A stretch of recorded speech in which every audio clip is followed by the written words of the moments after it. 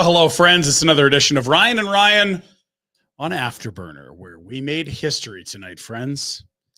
Yes, Pike, we did it. 4 goals for the Calgary Flames in a single game, a regulation road victory. None of these things had happened since October 13th. And thank you to the Nashville Predators. 32nd in the NHL standings, but number 1 in Flames fans' hearts on this night, as the Calgary Flames saw the Predators blow 3 leads en route to the unprecedented 4-goal outburst and a regulation road win. Ryan, what a night. I can't wait to tell my grandkids about it when my children have their own children, making them my grandchildren. Well, I mean, if there's one thing that the city of Nashville is known for, is their hospitality. That is true. And the Nashville Predators were a team that played this game. Actually, you can make an argument that both teams played this game like they were just too polite to hold on to a lead. The Flames played a little bit leaky. The Predators played a little bit leaky, and it's like neither team really knew how to play structured defense until the third period when the Flames went 7 goals.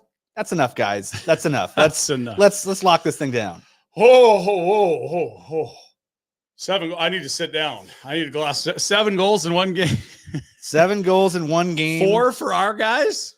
4 goals for the Calgary Flames. Multi-point outings for several Calgary Flames players, including one very near and dear, a veteran that lives in the cockles of Flames fans' hearts, Kevin Rooney. I'm not sure where the cockle is, but Kevin Rooney. It's in the back somewhere. You said a Chris Tanev hat trick. Do you want to walk us through that, Pike? The Chris Tanev hat trick for the Rune Dog. So a Chris Tanev hat trick is a goal, assist, and a shot block with your face. They're very rare. I believe Chris Tanev probably leads the National Hockey League in them. Who's in charge of keeping said stat? I hope not Chris Tanev. I think Chris Tanev should just be worried about like sitting in an ice bath at all times. He's pretending it's not happening. Welcome to Afterburner. Is brought to you by Bet365, the world's largest sports betting platform. Open an account with Bet365 today, and you can bet on a huge range of markets. Download the app and use that code NATION when you sign up. Whatever the moment, never ordinary at Bet365. We'll get to tomorrow's schedule in a moment, but back to the game at hand. As Ryan, it's been a long time. I've been waiting for it. I can finally do it. Yasmin, we're rolling. Everything's good. Walker Duehr!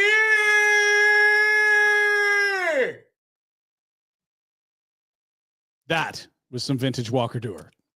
I might have only been a shift or two. Maybe it was a whole good game. But 2 years ago, when this young fella from South Dakota came up to the NHL midway through the year, he provided that Daryl Sutter Flames team with some incredible spark and energy, flying up the wing and getting pucks to the net.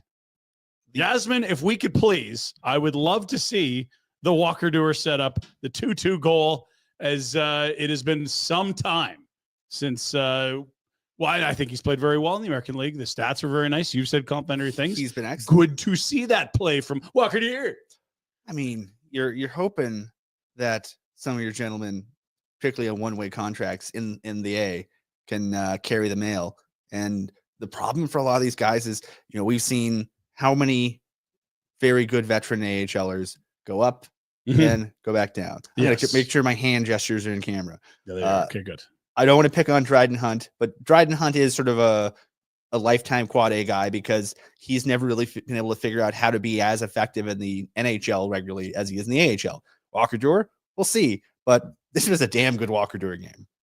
Yes. So we've got comments in the YouTube chat as well. We can add, but here is some vintage Walker Duehr for y'all. The right spot. Walker Duehr chipping, puts it to some space. Jason, turning, centering, assisting. Wonderful setup for Rooney. We got a clean face-off win, which the Calgary Flames have not had a lot of, especially in their own zone. Yeah. A very clean breakout with speed. Duehr gets his own pass off the boards, and then just quick shuffle pass right to the middle of the ice. It's no notes. This was a very good fourth line goal in what was a very good fourth line game. Yes. The fourth line / third pairing contributed another goal later on that was quite good. Let's if we're going to call a spade, if you're the Nashville Predators and you're trying to shut down the Calgary Flames, you're trying to send the Flames to a 9th consecutive road loss. Yeah. You go, okay, we're going to figure out a way to slow down Kadri. We're going to try to figure a way to neutralize Backlund's line. And then maybe, hopefully, our other guys can be better than their other guys.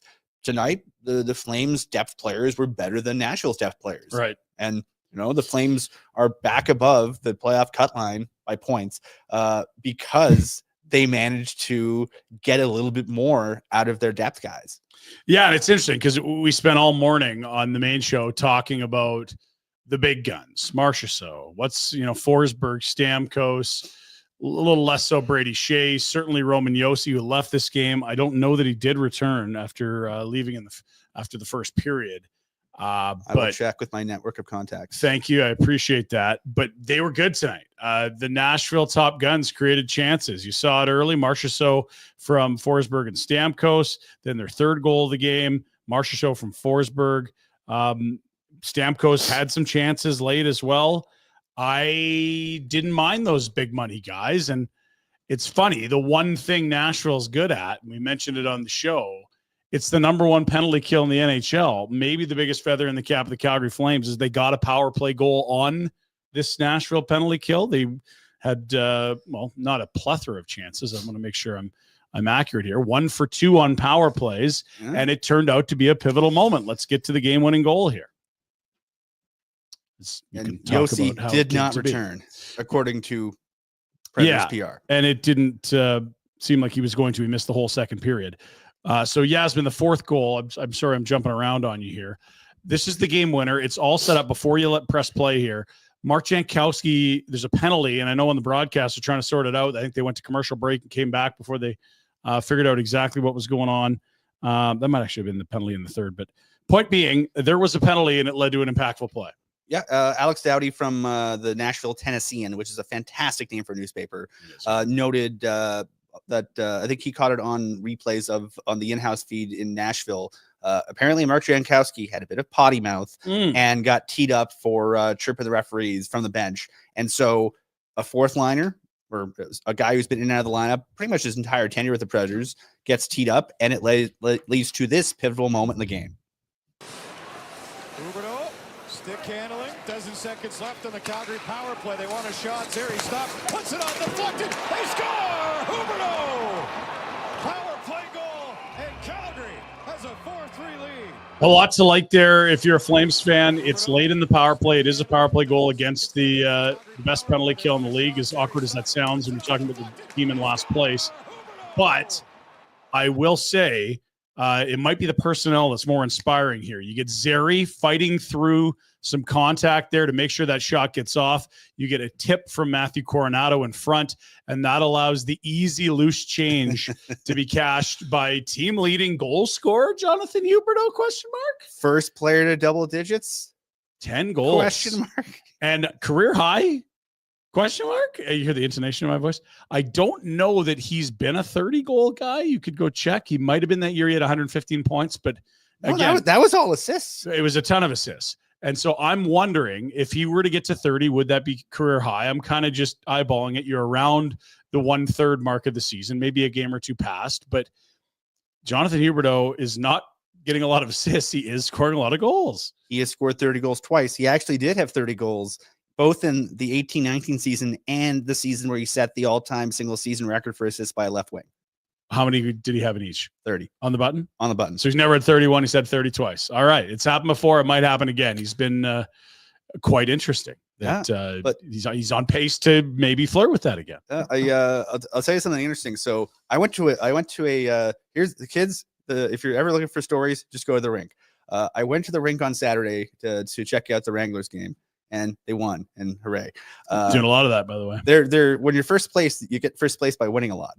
But we talked to Sam Morton after the game, and he noted that the Wranglers have switched to sort of the two, like the 1A, 1B power play approach.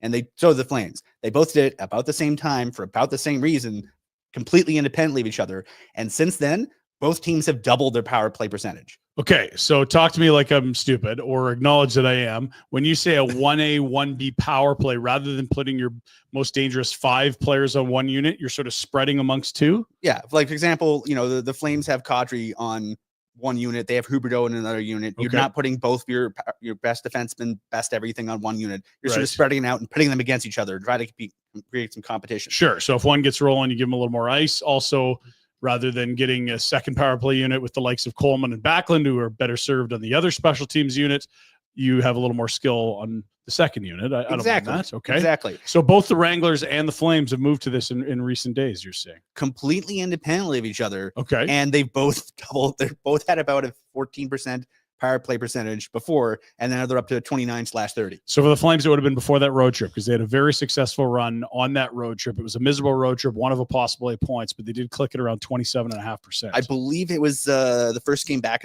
from Nashville. It was I'm scrolling here. Yeah, the November 14th game against Nashville was the first game they introduced a 1A, 1B. Okay. And since then, this goal was their 11th since November 14th. Wow. And they're clicking quite nicely. I'd suggest in the 30s. Is that fair? Just about 29-30%, Yeah. right on the Very cusp. good. I think after tonight, they're probably at 30. And remember, we talked about it before that change. It was like, oh my gosh, can we start declining power plays, guys? Like, what are we doing here? They're at 30.6 after They've tonight. been great since. So kudos to the Flames coaching staff for figuring that out. The penalty kill, lots of work to go still, but a clean night, second clean night in a row on the road, I believe, for the penalty kill. Yeah, and we've had conversations with Ryan Huska following games where he says a lot of nice things, and he's usually asked about one of the other special teams unit, because unfortunately rarely are they both clicking, because that's the way hockey works. Yeah. And both special teams units at various times this season has sort of made life more difficult for the team. And this last little stretch, this is a game. I mean, let's call a spade a spade. You are playing against the best PK in the league, but you're also playing against Nashville, who are capital N not good. Not this year, not thus far. Yeah. But they were put in a position, tied 3-3 late in the period, given a advantageous power play, and put in a position where special teams could win or lose in the game. Yeah. The game was put on a silver platter, and they said, please take this. And the Calgary Flames, a team that throughout much of the 8-game skid on the road has been, no, you take it. We're good. They grabbed hold of it. And I think, for a group that at times it's lacked a killer instinct, I think they deserve some credit for, putting their boot firmly on the neck of the Nashville Predators, and for much of the third period, keeping the boot on the neck. Okay, I do want to remind you, we have super chats on the program. What's a super chat? Well, you can add a monetary amount to your comment. It'll get it to the top of the queue. We'll be sure to read it for you. Why are we doing it? Well, our super chat is tied to a charity in Calgary that's pretty close to my heart, knowing a lot of people that have contributed to it and helped, spark it from its very, very humble beginnings into a place that's now got multiple sites in Calgary. It's the Youth Centers of Calgary. You want to make sure your question or comment gets on the show. By all means, hit us with the super chat. Proceeds from the super chat do go to the Youth Centers of Calgary. YCC is a place where kids are welcomed and accepted as they are, a place where they can have a break from what's often a stressful reality of their lives. Also an opportunity, maybe it's just to read, maybe it's to play games with friends, maybe it's a healthy meal, maybe it's a warm snack, maybe it's an instrument. Lots of great stuff going on at YCC for the young kids that just need a little downtime between after school and families getting home from work. It's where many of these youth live their lives and flourish through connection and fun. So if you have a super chat in, that's where the money's going. We'll get to a couple now, Yasmin, if you have them. Let's get right to some super chats. Keep killing it on the dome updates, Pike. Now, this is not a haircut we're talking about as you reach for your hair there. The dome updates. It's not a cranium. We are talking about the new Scotiabank Place, I think it's Arena Event Center. We're not supposed to call it event center anymore. We're given a list of words not to use. Oh, but the words we are supposed to use are Scotia Place. Scotia Place. Thank you, Ryan. I see on your YouTube channel you've been doing some walkthroughs of the plans and such. Give us more details on what the super chatters are raving about. Well, I get to spend Thursday at City Hall, palatial City Hall, because it's the last planning commission meeting. They're approving the plans of the building, and then they've been digging a hole since September, just north of the Saddle Dome parking lots, and so they got to fill something. Digging a hole. So just north of the Saddle Dome, digging a hole, and Pike's gonna walk us through it. Ba, ba, ba, ba, ba, ba, ba, ba, ba, ba. you're gonna get us demonetized. Was that Big Sur? I don't know. Anyone? Yes, that's too young. That's CanCon. You can play that one and get your Canadian content. Anyway, dig a hole. So they finally, because everything's finally hitting the planning commission, they released the plans, the full many-page detailed plans. So you too can go to the city meetings website, download the plans, and count urinals. Right, but rather than do that, we can just go to your YouTube channel, and you've already counted all the urinals. I counted food places. I have my motivation. So we're not done yet. How is the food looking? Pretty good. They got something called Korean corn dogs. Oh, I like the sounds of that. And the most important thing for me, yes, wash them in the press box. Ah, okay. Well, you're a fancy boy, hey? No more. I'm easy to please. No more bladder in your trouser leg. Korean corn dogs, and wash them in the press box. That's all you need. Let's get another super chat from Mitchell. He's feeling all keen and excited to contribute to YCC, the Youth Centers of Calgary. Pike, I'd like to pay a little extra to get a signed book mailed to me in Drumheller. Hey, Pinder, look forward to you getting Fleur looking drunk next week. I don't know what you're talking about, but there might be a special show next Friday. Hey, let me know once the postal strike is over. We'll connect. And if you pass through Calgary, Pike's usually readily available on the social channels, the X of the Twitter. Yeah. That social media Elon's ruining. Go to that one and say hi to Pike. He's very, very kind. He might not even charge you extra for the signature. He might charge you a lot. It depends on his mood. He's generally it depends. It depends if you think a book signed by me is worth more or less. I like to think less, but I've been told otherwise. Yeah, it's in the eye of the beholder. I think generally speaking, signed things are better. So I'm going to go ahead with worth more. Another super chat from Milk. Hey, Milk. Hey, Pinder, fake Daryl wants you to fix your brim. Cheers. Please stop singing too. Yeah, I'm done singing. You said dig in a hole. I thought it dig. No, okay, I promise that. CanCon. Thank you, Milk, for your contributions to the Youth Centers of Calgary. Have you heard about Sober Carpenter, Pike? I have.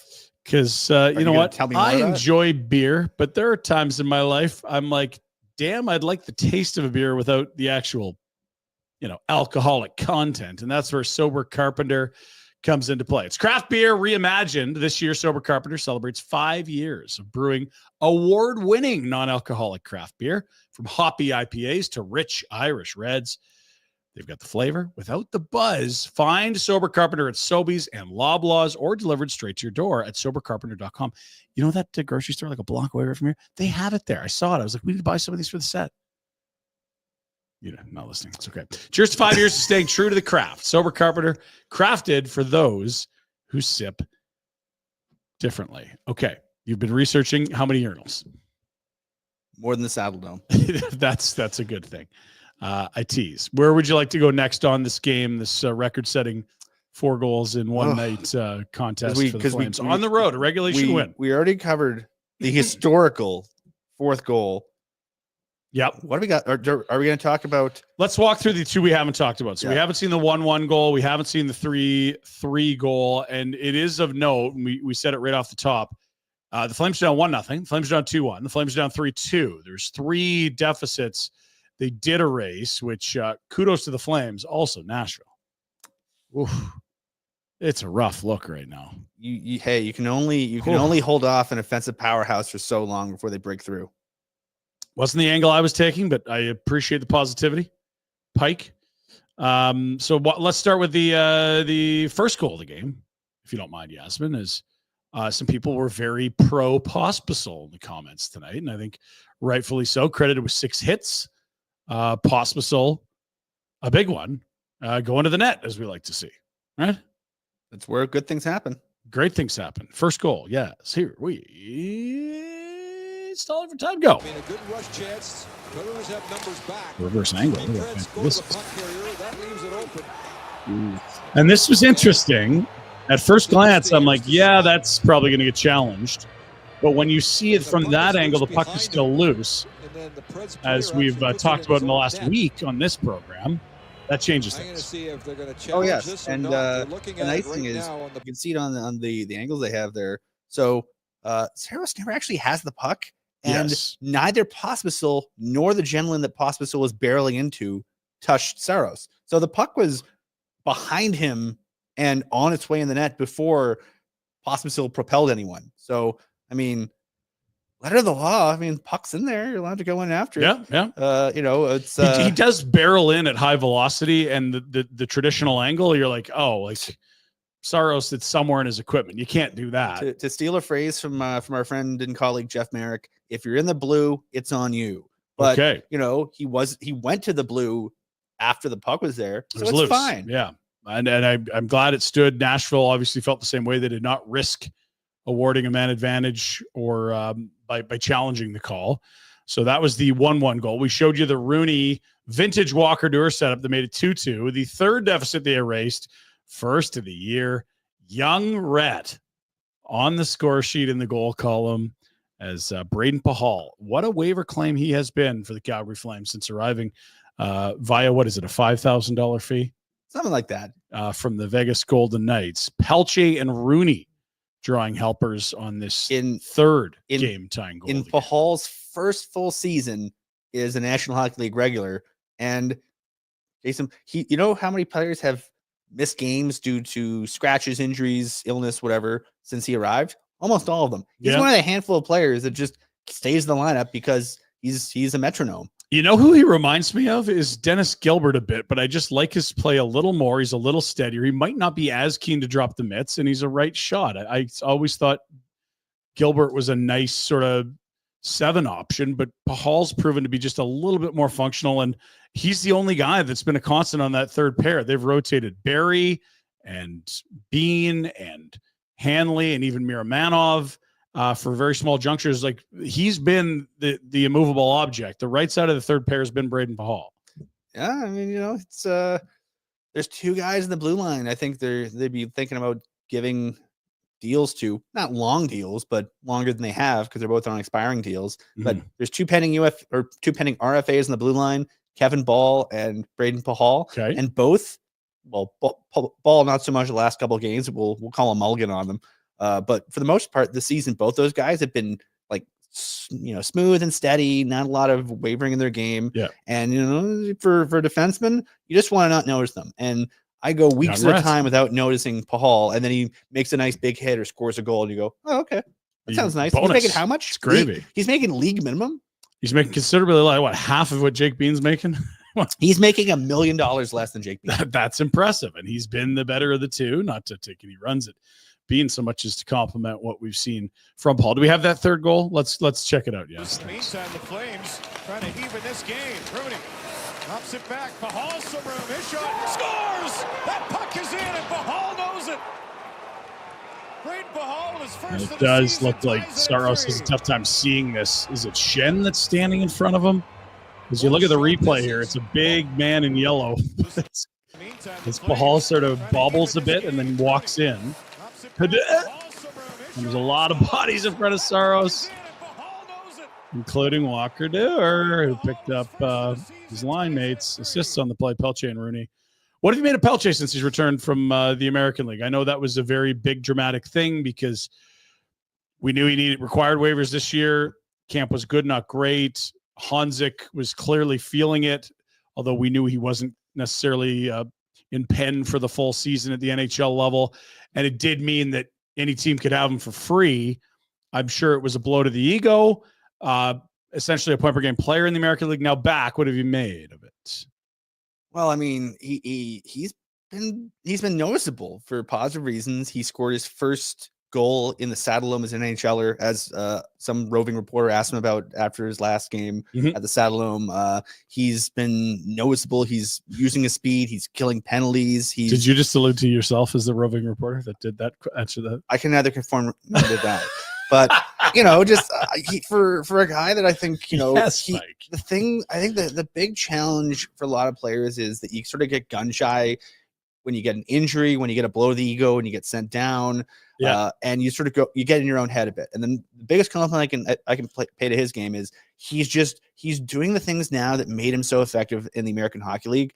And, he's using his speed. He's in the right spots. And, who the hell knows how he's going to react next time somebody gets him in the crosshairs with a big hit. We don't know. That's something he's going to have to go through at some point. But right now, I mean, he's been given an opportunity to play everyday minutes. When Ryan Lomberg's back, presumably on Thursday, they will have to take somebody out. Yeah. But, I think both him and Walker Duehr have done a great job saying, I'd like to stay in the lineup, please. So yeah, and they made a nice tweak. They had them on separate lines earlier, and they had guys playing their off wings. It just didn't make a ton of sense. It didn't seem destined for a long-term fit, did it? Yeah, and so Pelche, Rooney, and now Duehr on the right. That does make sense. And Andrei Kuzmenko coming back in. I've liked him more. You can still sort of see a lack of confidence. I mean, in the first period, he's got it in the slot. And he's going to try a little nifty between the legs, and that doesn't work. And then he's going to try to push it back, and Huberdeau, and that doesn't really work. You're like, get it on net. He had one rush where he was 3-on-1. He was on the post. He was on the right, Saris's right side, and like the simple play would have been just chuck a backhander into the crease and see chaos unfurl. And his decision was, what I'm going to do? I'm going to do a between the legs thing and sort of try to do something fancy, and he lost the puck.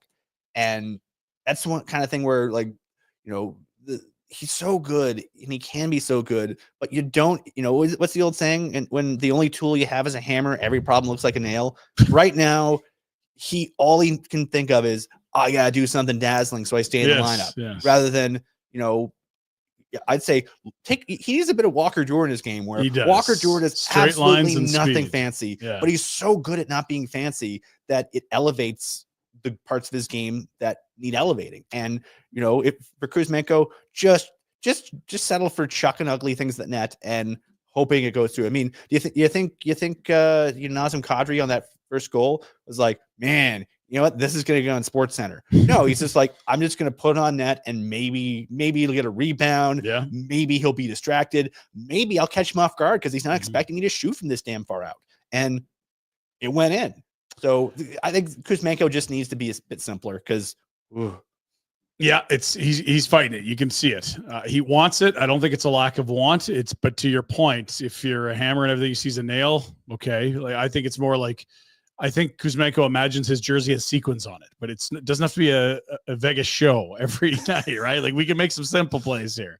And I know when Huberdeau looks a little off, it's the same thing. It's this overpassing and extra cute and trying to backhand sauce it across the zone through someone's legs. Like you could play a little more direct than that if you want, Andre. And he's the guy that need to get going if they want to score more than 4, like once every 2 months. Yeah. In a word, basically. Okay, I think I missed another super chat, so let's get back to a couple of those again for the Youth Center of Calgary. For the Big Sugar reference, thank you, Mitchell. Very kind of you. You're really just flashing the cash tonight. For a good cause. Mitchell, if you want to get a hold of me, my email is ryan@thenationnetwork.com. I have seniority over Pinder, so I got my whole first name. He has other stuff after it, but yeah, ryan@thenationnetwork.com. Just send me an email and we can connect. Lovely. Very nice of you to do that, Pike. Okay. I think that gets us back on track. Want to tell you about our good pal, Derek Newman, back on for December. This is a time of year you're entertaining. This is when in-laws come in. This is when it's like, this house, it's seeming a lot smaller these days, potentially. Or it's like, hey, I'm an empty nester now. This used to be so busy. Maybe it's time for a different sized home. Maybe you're looking to buy and or sell. Either way, it's Derek Newman of the Derek Newman Group with CIR Realty. Buying or selling, he does it all. Let him do the work for you. You can email him at dnewman@cirrealty.ca. Give him a call right now, 403-619-6661. In-house staging, consultation, that's complimentary. He's incredible, hardworking, and accountable dude. You want to get hold of him, we just gave you his number and email. He's right there. Go get it. Whether it's the first time you've done it or a very seasoned person in real estate, he's going to help you achieve your goals. And yes, he even does have access to some markets, some homes that are not even on the market yet. In fact, I saw him pull that move in Elbow Park a few months ago. I was like, how did you, I didn't see any signs. No, caught wind of it. Sneaky. but good sneaky. That's our pal Derek Newman. 403-619-6661. Put his network. Let Derek put his network to work for you. Mouthful, but all true. He's got a network. I have no idea how Derek does it. He knows a lot of people. And unlike me, he's not obnoxious in front of a lot of people. They quite enjoy his time. That's true. Yeah. That's true. Weird how that works. Good man. Back to the comments. Let's see. There was one thing that did stand out to me in the game that I wanted to note. Flames are up 4-3. The late power play goal, 1841 of the second period, stands as the winner. Jonathan Huberdeau's 10th, 10 for 10. Kadri breakaway stopped. Rooney 3-on-2, broken stick, unfortunate. Sharangovich nearly knocks the stick, and certainly almost out of Saros' hand. He spins, he hits the knob of the goalie stick.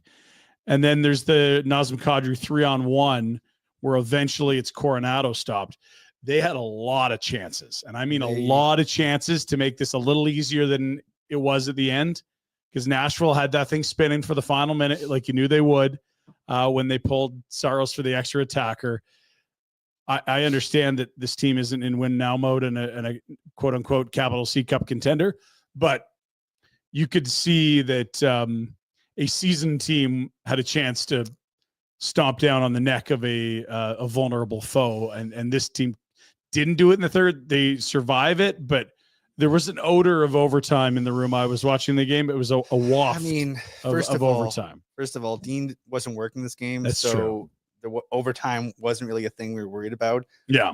But I'd say killer instinct is one thing that the Flames are going to need to develop if they want to become a big boy hockey team in the future years. Yeah. We saw them play a big boy team in Dallas a couple nights ago. Yeah, they put the pedal down in the third. Yeah, didn't they had another Yeah. gear. The Flames don't quite have that yet, but still, you got to give, they, according to Natural Stat Trick, scoring chances in the third period were 5-1 Calgary. 5-1.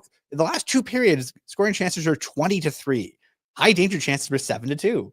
They were a team that basically, took over the game, but halfway through, and the game was only close because they were a little bit leaky defensively in the second period and first period. But it's one of the things. I think they, if you're an optimist, you're looking at the young faces, the young names who got on the score sheet. Yeah. The power play goal set up by a nice play, both by Connor Zary and by Coronado. Coronado misses the tip. All of a sudden, the puck misses the net, or it goes right into Saros's crest, and we're talking about a shootout. Well, it's a layer of chaos, and it allows a puck to be loose for Huberdeau to whack at. Right, it's a really important piece to that. I know it doesn't look like a lot necessarily at first glance, but that shot's not a problem until Matt Coronado redirects it. Yeah, and you had the fourth line with Pelche getting points. You had, I'm always struck by this. I'm on Puckpedia. Guess how old Braden Pahal is? Well, you always remind me that he was at Flames development camp not that long ago, so I'm going to say 25. He's 25. The Flames have two regular defensemen, 25 and under, who Bahl has played. He's 24. He's played one full NHL season. He was sort of a bubble guy the last couple of years. Ball's interesting because Bahl was a part of a blockbuster deal. Yeah. People probably don't remember, but Taylor Hall ended up in New Jersey with He's that. Been part of multiple blockbusters. That's right. The infamous 1-for-1 deal that Bahl had nothing to do with that. It was 1-for-1. It was Adam Larson, the other guy, going the other way, which was quite funny and sensational and amazing. One of those monster June trades. I think soon after that, we saw like the Weber for Subban. Like June just had some monster deals, and now that's becoming more normal. At the time, it was like, whoa, blockbuster in the summer. Anyway, Bahl, who was in New Jersey, ended up going in the Taylor Hall deal as he was an asset that they really liked when they sent Hall to Phoenix, if I'm correct. Yeah, it was actually this is almost the 5-year anniversary of that trade. December 16th, 2019, via Puckpedia. Taylor Hall and Blake Spears from New Jersey to Arizona. This was a very sorry to interrupt. The owner, the hilarious owner in Phoenix, who no longer can do business there, and has quietly given up his quest for a new arena. It wasn't quiet. The Morelos, they were competitive and close to a playoff spot, and I don't think the GM, I believe it was Bill Armstrong, was ready to push chips in, but it was like, we're pushing chips, and they had like a hot start to the season. We're getting Taylor Hall. I don't even know if it mattered. Yeah, Hall and but Spears. Bahl was what they gave up. He was a highly touted prospect at the time. Bahl, Nate Schnarr, Nick Merkley, and conditional 2021 and conditional 2021 third-round picks. They gave up a lot of stuff. First, Bahl, other prospects. Merkley was a big name at the time. And a third that was conditional as well. So Bahl ends up in New Jersey. Now you look what they've done. They're totally, a revamped team looking to contend. They upset the Rangers 2 years ago in the playoffs after falling down 2-0 in the opening round. Last year, they were a favorite to come out of the East. They didn't even make the playoffs. Disaster land. They make the Markstrom deal. They overhaul the blue line. There just wasn't a lot of room for a 24-year-old Bahl who was not a truly proven NHL commodity at the time. And it's a heck of a pluck from Craig Conroy, because you knew he was going to have time to play, and not unlike Igor Sharangovich and some of the other guys they've added, like Miramanov, here were guys that were caught in a depth chart scenario. And Craig Conroy said, yeah, I'll take him. Yeah, I'll take him. They're the principal pieces of deals. Sharangovich was. But the other two is just like, yeah, I will take a first. And I think this is a guy that on a shallower depth chart could be an interesting player. And both these guys have been that. Let's take a quick tour of the Flames depth chart really quickly. Dustin Wolf, 7th rounder. They got him because he was small. With his numbers, he should have been like at worst 3rd round. Yeah, if he's 6'3", he goes in the 1st round. Spencer Knight had similar numbers. He went like 13th overall. Dan Vildar, they got from Boston for a 3rd because at the time, Boston, I believe, had him and Swayman, and they had other guys coming up behind Vildar, and they were like, okay, we're going to lose him on waivers. Give us a 3rd, you can have him. Right. So that was something that the goalie department flagged. Uyghur was someone that the Flames data people flagged and said, this guy's pretty good, better than his numbers. If we give him more minutes, he'll probably blossom. Miramanov was a guy that pro scouts really liked, said, oh, we love his potential, hasn't played a lot because of injuries, upsides there. And Vegas was afraid to put him on waivers. And Vegas was afraid to put him on waivers. Yeah, so he just wasn't playing. He was sitting there as an 8, rotting. Bahl, same kind of thing. Data guys loved him. Scouts loved him. Lost in the shuffle. They didn't really have a spot for him. Braden Bahl, the guy their scouts tracked for a while. They keep track of basically everyone who goes to a dev camp. When there's college free agents, keep an eye on that. But Bahl they got for the waiver fee.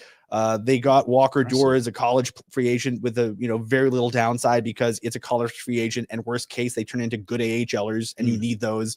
Sharangovich, a guy their data guys loved. They have a bunch of guys their data guys love. There's a theme emerging here. Yeah, I see the theme. I know some people don't want to hear that theme, but those go, departments are growing. Other departments are the same size they've been. And if you're looking up and down at their very fruitful 2024 draft class and go, there's a lot of guys that are scoring a bunch.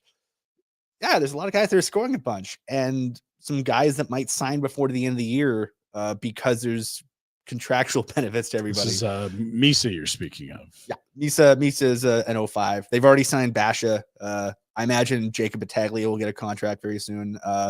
If you run out of things on our network to watch, the boys at SDPN did a live interview with Jacob Battaglia a couple nights ago, and it's pretty fun. Jacob Battaglia is a really cool kid. He's got some funny stories, but yeah, this is how you build it out. If how you build out your franchise is you get a lot of value picks, value propositions, waivers, guys who were thrown into trades, and you try to make it work. And look at the Elias Lindholm trade. Might be some of the slickest work I've seen from a Flames GM. I can't remember how long it's been since they got that much for one guy, and a guy who was impressive haul for a guy that wasn't on the way out. On the way out, there for 20-ish games. They weren't going to re-sign. Right now, they have 5 assets. Yeah, I mean, Yermo's technically one, but they had the 4th rounder, the 1st, Kuzmenko, Brestevich. It's a lot. It's impressive work. So they've turned and they can still flip Kuzmenko, right, which theoretically could extend the tree. And that conditional pick didn't even hit. They were up 3-2 against Edmonton, couldn't close out that series, 3-1 against Edmonton, whatever it was. If they got one more round further, that would have turned into a 3rd, not a 4th. I mean, it's a hell of a trade. And again, if Kuzmenko can get going here, and not there now, clearly, but you might be able to continue to grow another big old branch off that trade tree. Yeah. And honestly, if you're, I would say this, if you're someone that saw the last 12 months of asset management and the gambles they've made and go, oh man, I really hope they don't lose their nerve. The fact that so many of them have turned out well or trending really well gives leadership I think, gumption to go, no, we're going to keep doing this. Yeah. There's a little more, I guess, I hate this shitty word. I'll stick to it. No, like if a plan isn't, thank you. It's probably the one I if I was smarter, I would have. If the plan's working, it's easy to say stick to the plan.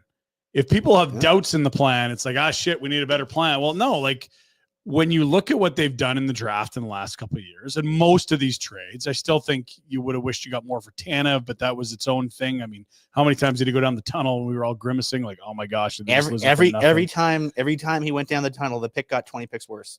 It felt like it. And that was, and they probably, I think absolutely would have got more for Zadorov, but he was clearly a malcontent. You don't want poison in the well. He wanted out of there. They got him out of there. There's pros and cons to that.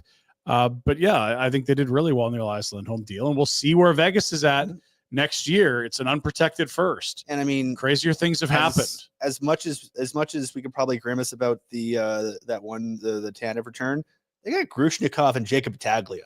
That's a pretty good return. I just don't see Grushnikov impacting the NHL roster. So I would have wanted a prospect that's got a better probability of being an NHLer. Grushnikov, I think, is going to be a great pro.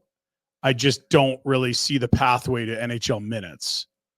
Is that fair? Yeah, I think that's fair. Okay. Now, anyway, we talked about the draft. We talked about the trades. I want to ask you about the American League team because I've got you, and I know you follow them closely. Who would be next man up, forward or defense, for you, knowing that we've already seen Klappa come up a couple times, not play.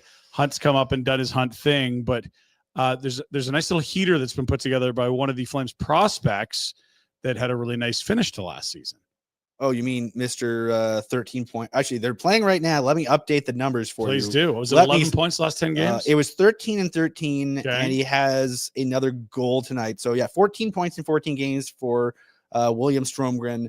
Stromgren has been, for most of the year, on a line with Sam Morton, Walker Duehr, and was very good in that line, sort of the two-way conscience of that line.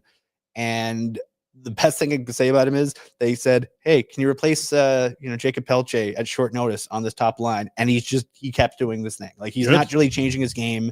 So I'd say William Stromgren, he's played less than 2 full years in North America, year and a half in North America. Since about Christmas of 2023, he's been very, very, very good. Yeah. He's big. He's consistent. He doesn't take shortcuts. We talked to him after the win on Saturday. He had a goal and assist, and he said, "I wasn't really happy with my game tonight." And we're like, "Well, what?" He's like, we asked him, and he's very obsessed with playing the right way. He basically he looks and feels and talks and lives and breathes like a Calgary Flame. He just isn't wearing the right jersey yet. So he'll be coming. Is what I'm trying to lead the witness here. But he's on the way. And I'd also I'll single out Ilya Solovyov. Here's the biggest compliment I can pay Ilya Solovyov.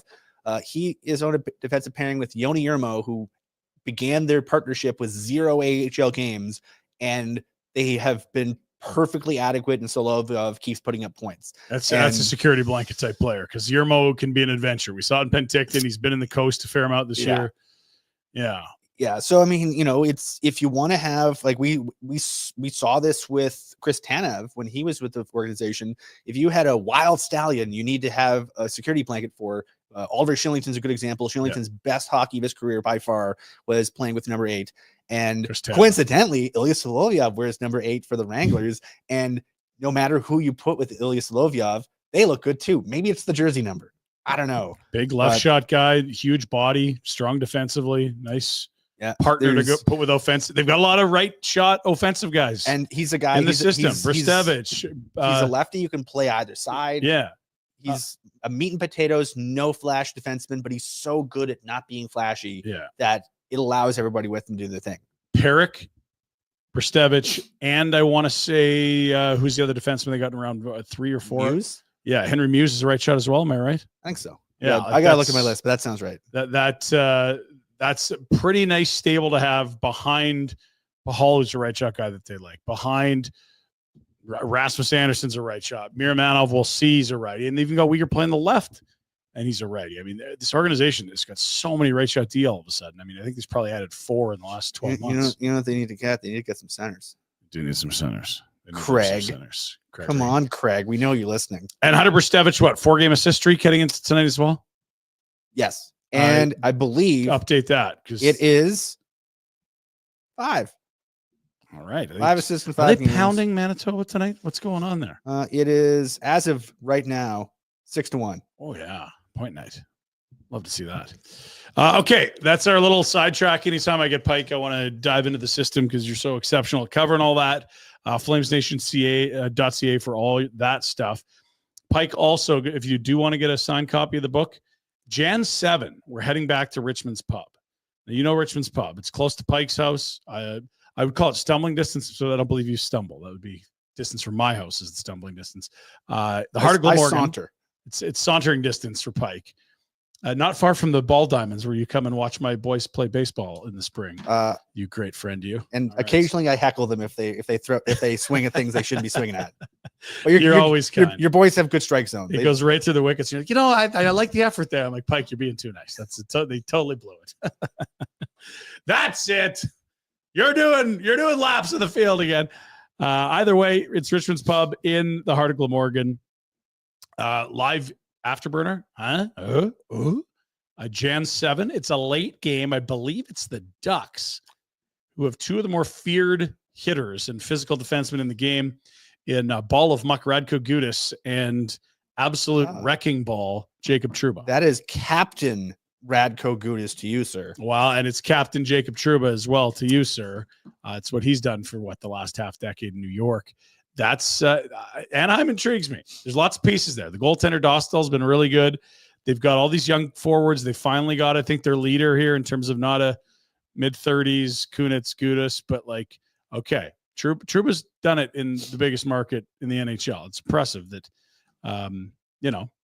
he knows things. I don't think he's not a great player anymore, but I don't think his leadership qualities have waned. Carlson, McTavish. Zegras is getting a second opinion on his knee. I don't expect that he'll be back Jan 7, but it's an interesting young team. They got a weird mix of guys. I kind of like it because it's like they have look. Here's just names on the team born after 2000 because we're gonna make ourselves feel old here. Yeah, okay, youngness. Dostal, yeah, Jackson Lacombe from Minnesota, a nice young defenseman. Who else they got? Minchikov. They got Mason McTavish. They got Pavel Minchikov, who with the 67s was just a beast a couple years ago. They had a prospect win the OHL Defenseman of the Year, WHL Defenseman of the Year, and QMJHL Defenseman of the Year, all in the system. That's how young the Ducks are. And that's Zellweger, another one. That's how you trade one of them to the Flyers for Cutter Gauthier and still not feel too bad about your depth. Totally. They got Drew Hellison. They got aforementioned Cutter Gauthier. They got absolute beauty and Calgary product Olin Zellweger. Yeah. They got Leo Carlson. And then Zegras on the IR. Like they've got. That's fun. It hasn't quite coalesced yet, but you can sort of see the shape, right? Yeah. And we'll take a look under the hood. Jan 7. They do have the burner blonde in cans, Tall Boys available at Richmond's Pub. Also, some game day specials. They're notorious for the big NHL trips you can win. Buy some of their drink specials, fill out your name, put it in the ballot. Away you go. 37th Street, Richmond Road. It's the Heart of Glamorgan. Richmond's Pub. We're back Jan 7. And thank you to so many of you I see in the chat. Been coming out and saying kind things to our faces. Because I read the comments. These are the comments you get when you go to Richmond's Pub. It's always very compliment. I really enjoy the show. Thanks for that. Well, geez, read the comments. Pinder, your stupid hat's curved the wrong way. You're wrong about this. You're an idiot, Pinder. Always nice comments at Richmond's Pub. So if you feel down on anything, head to Richmond's Pub. People are very nice there. Hey, I've seen the comments when Cammy does shows, when I do shows, when Boom does. It might just be a you thing. I don't know. It might just. I don't know. I mean, people are very nice to me, so I don't know. You're a nice boy, Pike. That's why. Okay. That is our final Richmond Pub. We've got slated Jan 7, so don't miss it. Late start, 8 o'clock puck drop against the Ducks. Bet365, the world's largest sports betting platform, and our pals. We have a lot of fun on the old app. You should too. Open an account today with Bet365. We're talking huge range of markets. Champions League today? Sure. Of course. Hockey, yes. You know, you want alternative lines on football game. Well, obviously. Darts, sure. Cricket, everything. Everything, Pike. Download the app today. Use the code NATION when you sign up, whatever the moment. It's never ordinary at Bet365. I have a couple favorite bets this year. The Leon Draisaitl 2-point night pays again tonight. I got Matthew Tkachuk trying to do that later. He's been an absolute heater. Was like 15 points in 3 games. Something hilarious like that. He's on a, maybe not that many, but it's a Bennett Seneke type heater that he's been on. Yeah, Beckett, I should say. You know, right now, if you have an inkling on who's going to win a trophy, I have no idea, and I'm not going to bet because I might influence the vote. But there's a lot of weird odds. Yeah, a lot of was 20 to 1 and got really hot, and it was still 21 still, and then all of a sudden up to 7-1, now back down to 20 to 1. There's some interesting names in the Calder. I think Spencer Carberry is going to get a lot of love there for the Jack Adams. Yeah. Thank you. Yeah, that's the one I meant. On the sheet on Tuesday, Greg Wasinski and our dear friend Jeff Merrick went through their Calder top 3. Both of them had Wolf in their top 3. Should be there right now. So, yeah, like it's a tough week that fans have seen. He hasn't really played a bunch, to be fair, but like it's been a rough 3 starts. That doesn't erase the really, really good 11 other starts he's had. No, but 10 of 11, basically one of the Utah Vegas game, but everything else has been really good. Yeah, then there's Lane Hudson. Then there's we've seen some very Celebrini's coming hard. Celebrini was fantastic. He was one of the best players in the league of any kind. And then we have Michkov with his 20 points. He has crazy points. He's getting benched. He's diving. He's getting kicked out of games. He's signing stuff on his way off the ice. If you get a chance, check out the Torts presser from earlier today, where he gets one of our dear colleagues in Philly asks, "Hey, did you see him sign the autograph on the way off the ice?" And an all-time Torts facial expression, you gotta see it. Just the pained look. Yeah. But also a little proud. Yeah. All right, I get it, boy. I get it. Mishkov, speaking of Bet365, I think at 46.5 was his point total. He's, probably halfway there with 2/3 of the season to go. Like that one. That was a preseason favorite. A lot of good stuff there. Of mine. Let's look at the games tomorrow, shall we? There's a couple. Rangers have been no good. They just got beat by Chicago. They got outplayed by Chicago. They didn't get goalied. Outplayed. They just sent out Trudeau. You thought that might settle him down. They just inked Shesterkin to an 8-year extension. You thought that would settle him down. Something ain't quite right. They're giving up way too many high-quality chances, and Shesterkin has to be great, it seems, for them to win. And also, it's been a lot of John Quick lately because Shesterkin hasn't been great. And then the Nightcap's an interesting one. In a couple of years, these must be 2 of the better teams in the NHL with the young systems they have. Ducks and Sens from our nation's capital. Earlier starts tomorrow, 5:07 and 5:37. Couple fun ones for Bet365. I don't mind the younger angles here. If you went Ducks and Sabres, some plus numbers there. Buffalo as a home underdog is fascinating to me. And it's the Rangers, but is it the Rangers? Is it with the way those teams are playing though? Is it possible for both teams to lose? Like someone has to win that game, and that might be like the hook for the casual viewer. Overtime. It'll be 3 points. Do they have curfews in New York State? I meant to ask Rhett this. Like, if a game goes to a certain amount of overtimes, does someone just come on the ice and be like, "You're just done. You're done. Just everybody get out. You get a point. Leave." That's a playoff question. That is not a regular season question. But what if the shootout goes so long that the curfew hits? Pike, we're hitting our curfew. 54 minutes on this program. Thank you for your efforts. Do appreciate it. Thanks to all our sponsors, Bet365, Sober Carpenter, Derek Newman Group with CIR Realty, Richmond's Pub, and of course, thank you for your super chats supporting the Youth Centers of Calgary. I got a couple questions I want to get to here. This is Richard. Didn't see Huberdeau leading the team in goals so far. Who will eventually take over the goals lead? Kadri, Sharkey, other. Kadri's going to be the safest bet because I think he's only one back. Igor might score the most from now moving forward. I'd put Coronado in that conversation too. Yeah. They're finishers, but Igor just got off to a slow start with the injury, missing time, and then getting back up to speed. Yeah, and I think, if you're playing on Backlund's line, you're going to have the puck a lot. So, I mean, I'd always say, I think one of the things that really helped Blake Coleman last year was you're playing on Backlund's line, you're always going to have the puck. You want to shoot it? There it is. So right now, Coronado and Sharon Govich, I'd say I'd lead to Sharon Govich based on body of work, but Coronado might be a dark horse there. Yeah. Next question from Doogie. Hey, Doogie. How long until these prospects like Stromgren, are up with Coronado and can push out the vets for spots. I think the new year is interesting because depending what the playoff race looks like, you can do some things. I am of the thought that this is a bottom 10 team on paper. I don't think that's a very controversial take.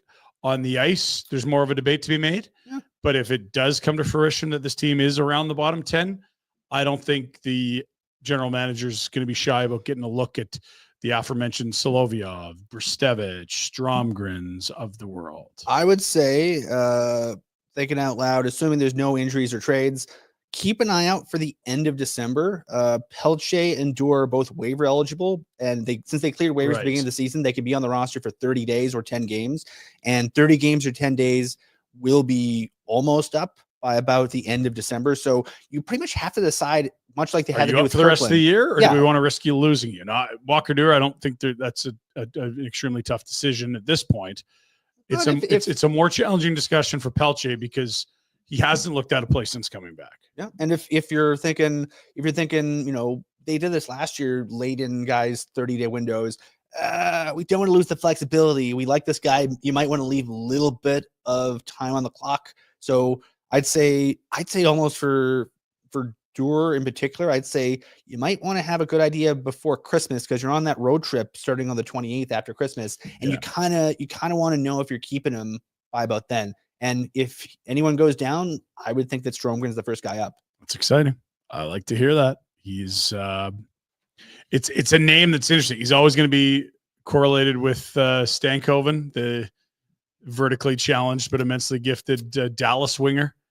But it's not linear. It's not a race. Like development's not those things. Yeah. Stromgren is a much larger human. He's got huge wingspan. He's got the ability to make highlight reel plays. And you're telling us that he's talking, operating, and thinking like a well-entrenched Calgary Flames staff member, playing the right way is how you described it. So he's been programmed now. He's been programmed. Yeah, it's an interesting blend of tools that he's got.